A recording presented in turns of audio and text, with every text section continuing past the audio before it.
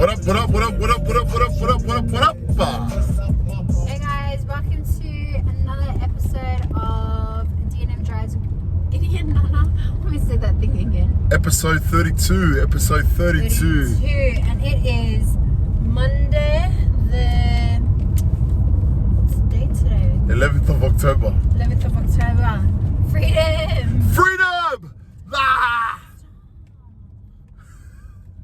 Hey man, we've been in lockdown, man. We've been in lockdown for over 4 months, man. So today we've just been, You know how people mindlessly scroll on social media? Yeah, you sometimes just like scroll on social media, just like scrolling, and there's no purpose. Yeah. Yeah, that was kind of us today at the shopping centre. Just strolling around through with the mall, just Mac Square, MacArthur Square. yeah. MacArthur Square. Whatever.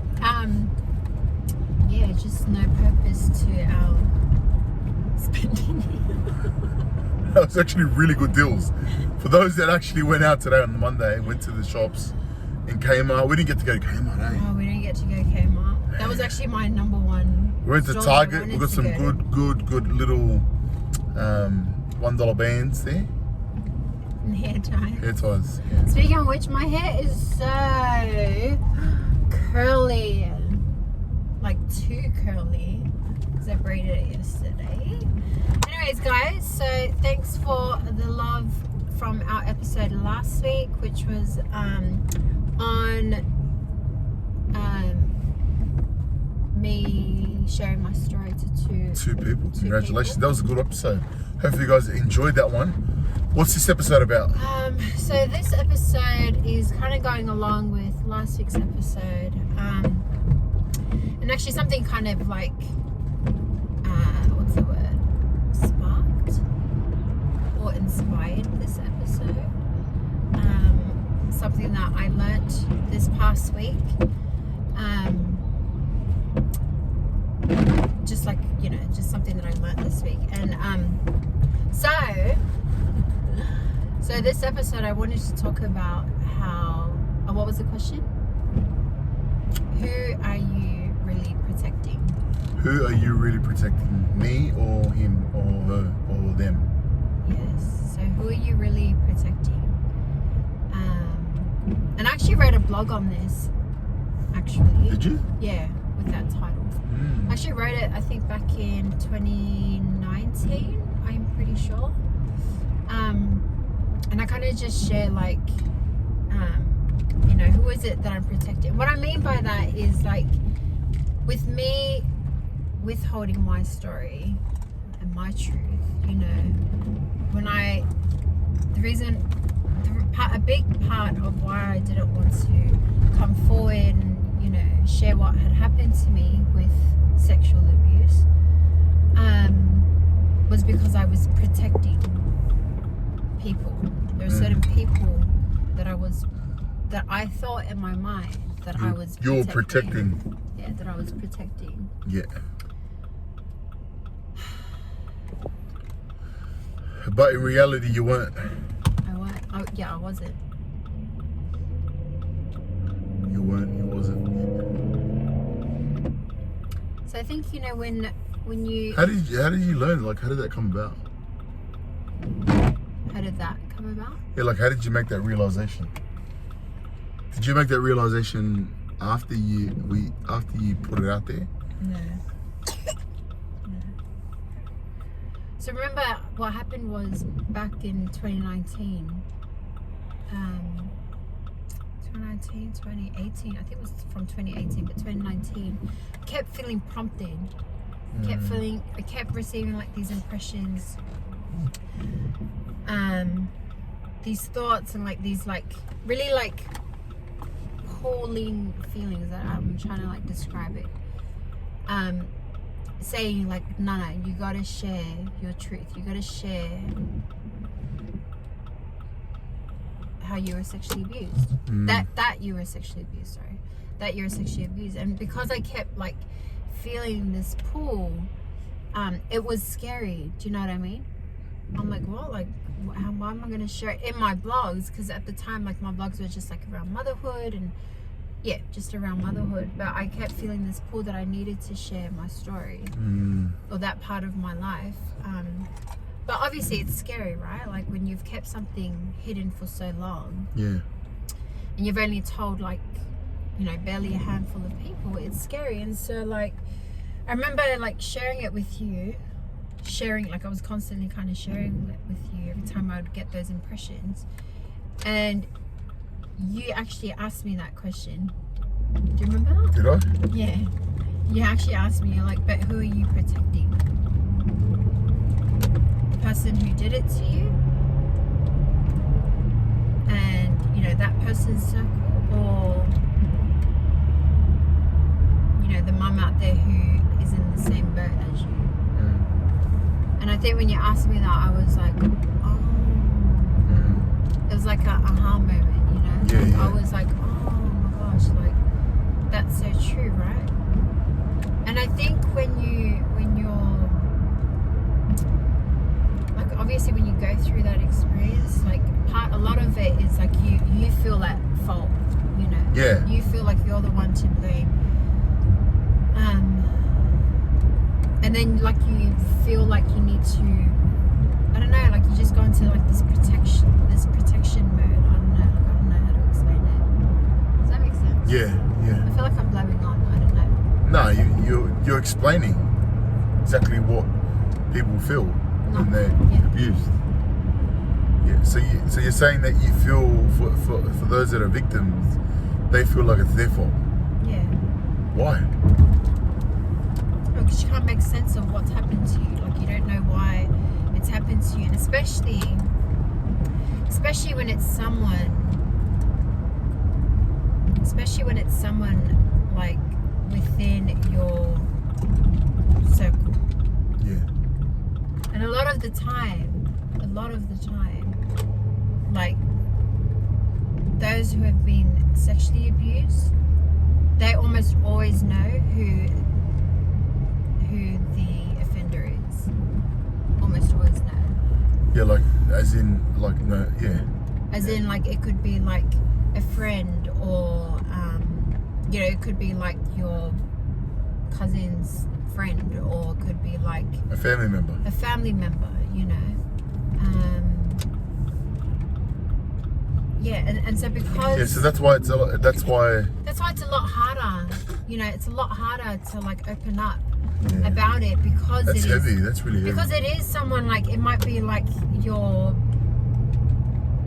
you know, a sibling's partner or something, you know. Do you know what I mean? So like it's heavy. So it's like because it's so close.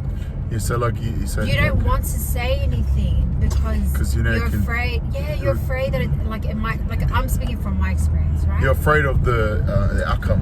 Yeah, you're afraid of the outcome. You're afraid of what's going to come about because of what you're saying. Yeah. Because of what happened to you. Yeah. That's heavy, yeah. So especially when it's someone within the circle, like you're afraid that it's going to like destroy family units. Yeah. Do you know? It's going to destroy family and friends relationships. Especially if you've heard of it. Yeah. You know what I mean? Like if you've heard of a friend go through it, and then what's the word? The outcome, the consequence. The repercussions. Oh yeah. Yeah, that's a big word. Yeah, is that the right word, Bob? Right, because you've already so let's say a friend or a family member has gone through that phase and has experienced it, and you have seen the repercussions of that single thing of that action. The repercussions of the action. Yeah, no, of speaking up. That's what we're trying to Therefore, it's like. No. I would rather you, just hold back. Yeah. But it scares you back into your shell that you're hiding. Yeah. Do you know what I mean? So you like you're saying you go from what's this called again? This protecting you to now being like, you know what, I need to protect those around me because of the repercussions of me speaking up. Yeah. Because it's like you don't want to destroy that circle. You don't want to destroy that circle, and it's like, but it's like, especially if it's a family. Yeah, especially if it's not just family or close Yeah, friends. family or close friends. Like you said, most in your circle. how many, like what percentage do you I can't remember. like you talking to your friends, like not friends, but you talking to people that you know that have been abused? Yeah. What would you say percentage of people that have been abused, sexually abused? Like how much percent of it is like close friends, family members? Oh, do you know what? So if I'm thinking on the top of my head, right? Like I can name. Say, let's say you know 10 people. How many? No, let me think. Let me think of them, right? So I can name 1, 2. Well, actually, I can name 13. 13. How many is in my group? There's a few in my group, but right now I can name 1, 2, 3, 4, 5, 6, 7, 8, 9, 10. Like I can name 10 right now. And out of all those people, out of all of them, 9 out of 10. 9 out of 10. 9 out of 10 were Wow. sexually abused, sexually assaulted, molested By someone close to them. by someone that they knew. Someone they knew. By someone they knew. That's 9 out of 10. When you say knew their name, knew like of them. Yeah, like had a relationship. Grew up with them kind of thing. Like Wow. around them. That's 90%. Yeah, 9 out of 10. That's out of 90. Just out of like the names that I can just think of like off the top of my head, 10. 9 out of 10. Let's dive deeper into it. Why do you think that it's 9 out of 10? Do you think those that are, because I wouldn't just say it's males, it can be females too. Yeah. That are the. Oh yeah. That are the, what do they call it? Offenders. Yeah. So why are more of them within close family? Is it because they kind of think they can get away with it? Because they're kind of comfortable? You know, I think. You know what I mean? Yeah, I think there's like a number. I think there's a number of reasons. I think for me personally, so if you didn't catch it last episode, and I think that was go like watch the episode. Go binge watch all our episodes. If you didn't catch it, the last episode, I shared how many people. Wow, this is a really interesting topic. I think we should do a part 2 to this, man. Honestly, we should go back from it to do some like research and come back on this and just talk about it. You know what I mean? Yeah, I can't remember this. I can't remember the accurate statistics. So I'm not gonna throw it out. Yeah, but like this is just the conversation me and you are having, right? So, and you being someone that you know works with, or you know you're around the girls and guys, but like why is it always the close ones? Why are the close offenders always usually close? Like, yeah, I think there's a number of reasons, but I think I'll speak from my experience. So for me, I think if you go back to our last week's episode, I actually shared like how many people I've actually been abused by, and how many? No, they're gonna go back and watch the thing, but I feel like I've forgotten. But these people have been people that I've known or have been like have been just around. Wow. And you know, I think what happens is in my situation, I think they've seen me as vulnerable. They've seen me as like someone who like won't say nothing. Someone they can take advantage of? Yeah, someone they can take advantage of. Do you know what I mean? Someone that they feel they have power over. Control over. Wow. That's me in my situation that I've found myself in. I think with other people. Wait. So what's his name? What's his name that runs the organisation? Timbala. Isn't it Timbala? It says. He says a lot of the people that are victims. A lot of the victims come from. I wouldn't say like broken homes, but they're kind of the ones that are broken homes. Yeah, broken homes. Easy, what is it called? Controllable con? Yeah. What's the word?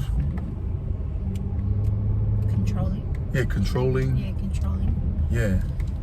Like ones that Yeah, but I the think- ones that people can take advantage of, like those kind of people.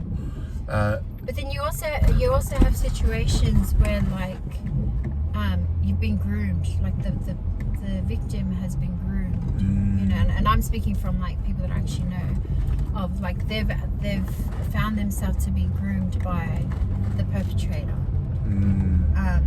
You know, and it's not just like they've been groomed, but like they're grooming everyone around them as well. Yeah. So they come into the picture whenever they've entered into the picture, but they come into the picture and they make themselves seem like the good guy. Oh, I'm the good guy. Oh, I'll take care of that person. And then to the rest of everyone else, they look like a hero. They look like a hero. This hero, like this good person. And they'll play that role, but them playing that role is them grooming. And I think that's so everyone around them like, nah, no way. Yeah, that no person way. would never do that. Yeah, like they're being nice. They're just really nice. Yeah, they're just really nice. Oh yeah, no, that's just how that person is, or you know, or whatever. But that's part of grooming, and so I feel like sometimes when you're in these like family and close friends dynamic, like that is something that comes easy, because I don't think, like, you know, I'm not thinking, I'm thinking like, but I'm like, you know, for us as human beings, like ultimately I don't think anyone just makes a decision overnight that they're gonna do that. Yeah, no. You know what I mean? They don't just like all of a sudden like wake up and be like, I'm gonna go victimize that person. I'm gonna go do prey that. on that Yeah, person. prey on that person. People don't just come up with that overnight. So what I'm thinking, like we spoke about this before, but you know, a lot of like men, like a big thing was pornography. So they start watching pornography, and then they start to do that, and then they want the real thing, and then they start to fantasize. They start to fantasize, and that fantasize goes towards taking action. You know, they want the real thing. Like watching it on the phone, on the laptop or the computer, the iPad is not enough. Therefore, they're gonna have the real thing, and then eventually they start looking around and who's around, and then bang, then it happens. So there's a whole process towards it, and so when you're saying grooming, yeah, 100% is grooming. Because people don't just do that overnight. Like it's.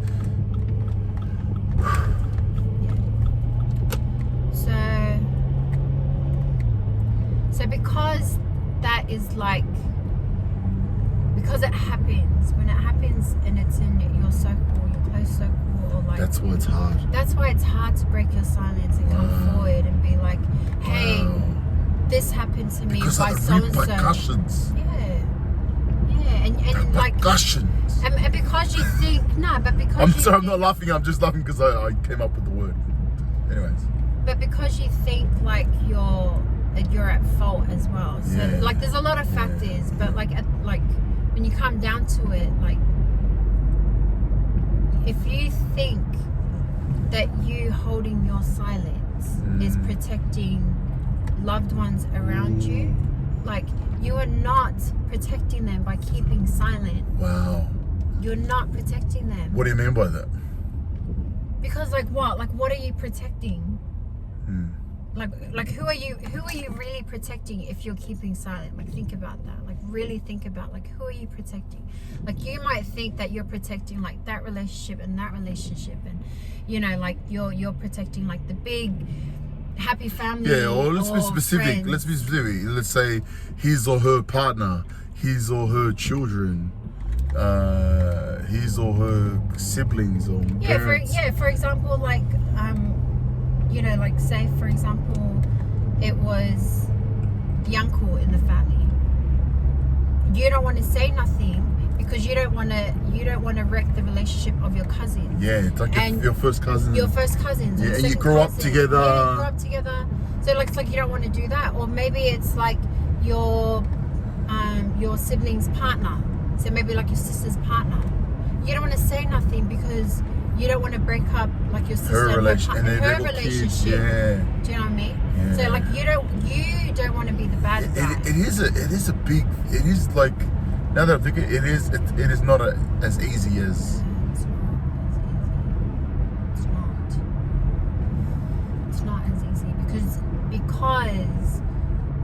think that if you speak up, you're the bad guy. You are not the bad guy.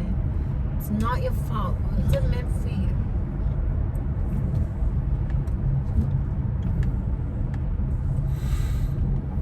Sorry for the tissues. It's not your fault. Like, you're not the bad guy. Like, Yeah. you're not protecting. You're protecting the wrong person, the wrong people when you keep silent. Like, don't think that. When by you're being silent, you're protecting the You're protecting the offender. the offender. Yeah. You're not protecting the offender's wife or husband And it's- or kids. And it's not your fault. It's not your fault. It's not, even though you might feel it's your fault, it's not your fault. But it's not. Because you didn't do it. Yeah, because you didn't do it. But it's not your responsibility to protect. It's not your responsibility to protect. Wow. You're the victim, not the person's kids, not the person's partner, not your sister's boyfriend, not like, you know what I mean? Like, you're the person, you're the victim. You're the victim in the situation. Don't let him make you think. Don't let him or her manipulate you into thinking that, like, it's your fault, or manipulate you into, like, keeping silent about it. No, like, you're not protecting anyone if you stay silent. Like, you are not. Because you think about it, right? What are the repercussions of them not speaking out? So we've spoken about, you know, that these are the possible repercussions of, you know, that the family and these are this. What are the repercussions of them not speaking out? Because you don't know,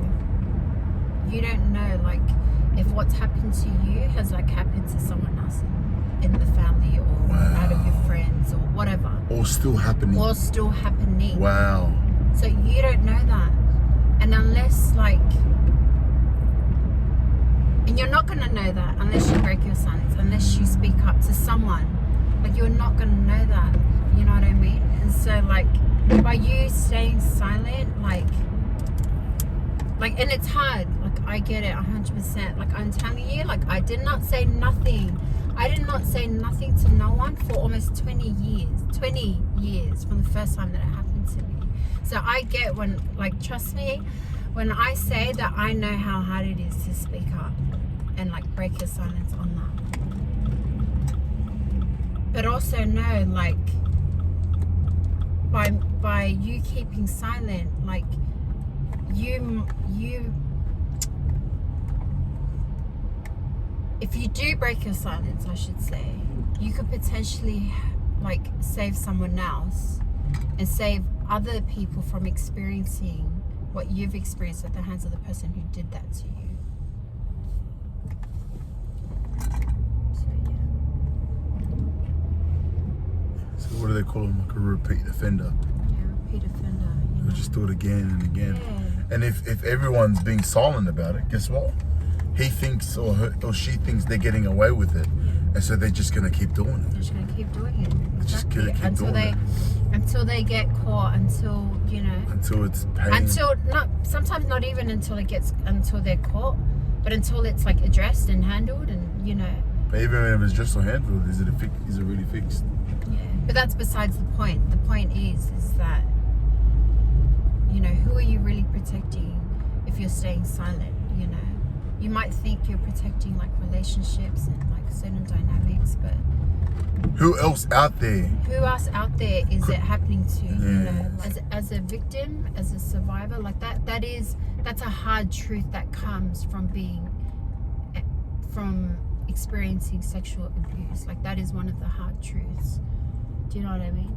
It's a hard truth that, like, and almost in a sense, it's almost like something that you got to carry, but, like, for me anyway, like, from my experience, like, me keeping silent, like, I was protecting the wrong people. In my head, I thought I was protecting, but there was something greater. There was something greater for me and my purpose in breaking my silence. Yeah. So 26 minutes. yeah. Sorry guys, my hair's, like, just really business right now. That's. I think this has been a really good. I didn't think it was going to go this direction, but it's very, very, very good. So guys, forgot to put a trigger warning, but everyone should know by now. But yeah, just something to think about, you know, something to ponder on, like, because it's heavy. I think that's what we do. We're doing these YouTube videos, so you know, for those that are watching, just to get like a different perspective. Yeah, just a different perspective. And I think you listening, if you have gone through this, you just listening you're heading in the right direction. You know what I mean? Yeah. So yeah, I just want to say I'm not saying that I understand and comprehend, or you know, I'm not